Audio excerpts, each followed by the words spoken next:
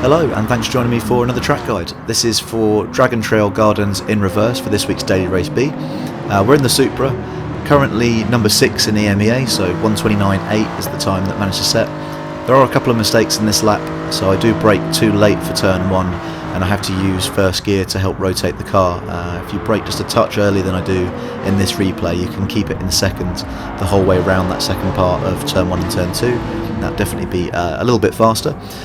Currently the fastest time is the Huracan, but I just personally don't like the way that car drives. I think it's an absolute handful for anybody who tries it, but Supra for me was a bit more of a usable car and a bit easier to drive. So if you find the video useful, please do drop a like and consider subscribing, and let's get into the breakdown now and see how it all works.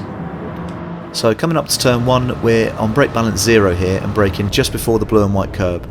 You'll see I don't brake until I'm on the curb here, so it's a little bit too late and I have to use first gear to help slow and rotate the car down, which is not ideal.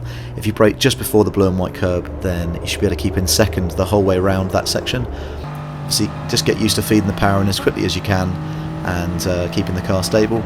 Now switch to +2 brake balance for the rest of the lap. So just going to aim the car towards the apex here, tiny dab of brake and down to 4th.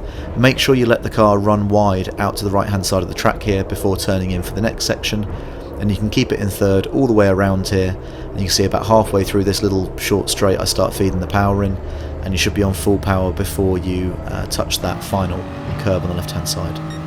Next brake marker is just after you go under the black sign there. Just a dab of brake down to 3rd gear and start feeding the power in as soon as you're on that curb.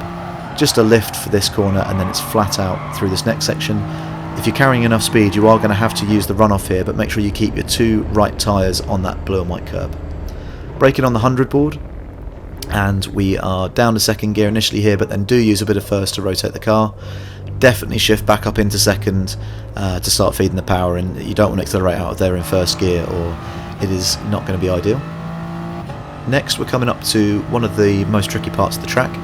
We're going to be looking out for the 100 metre board as a brake marker, braking just after that, but making sure we avoid the sausage curb on the first part of this corner. So you want to be just to the left of the sausage, but you see I still keep the steering over to the right to bring the car around before turning in for the second half of the chicane. And then a little burst of power, lift and short shift to 3rd gear to stabilise the car, and then you can get straight back on the power as soon as you're over there. And for the final turn, you want to turn in a little bit early but keep your foot flat, and then lift just to get the tyres to come across onto the curb, then you can get straight back on the power. I see a lot of people lifting early there and turning in a lot later and then getting on the power, which is consistent and fine, but you do lose time doing that. So turn in a little bit earlier, keep the power down, and yeah, that was good enough for a 29.852. So I hope that's been helpful.